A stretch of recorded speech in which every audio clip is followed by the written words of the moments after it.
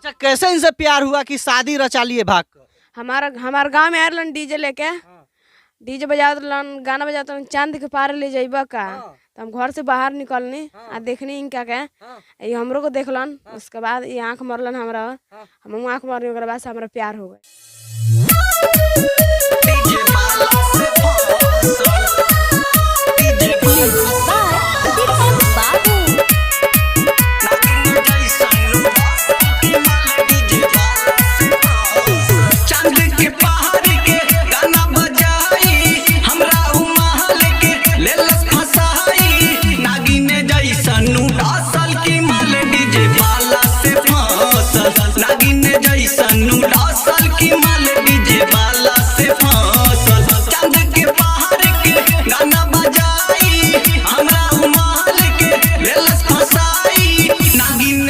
सनु डासल की माल डीजे बाला से फांसल, नागिन जैसनु डासल की माल डीजे बाला से फांसल, डीजे बाला से फांसल, डीजे बाला से फांसल, नागिन जैसनु डासल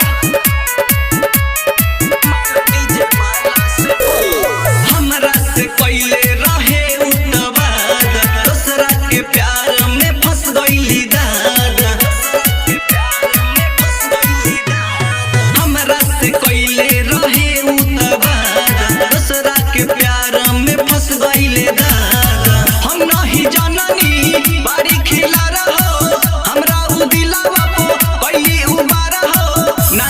जैसनु डासल की माल डीजे बाला से फांसल, नागिन जैसनु डासल की माल डीजे बाला से फांसल, डीजे बाला से फांसल, डीजे बाला से फांसल, नागिन जैसनु डासल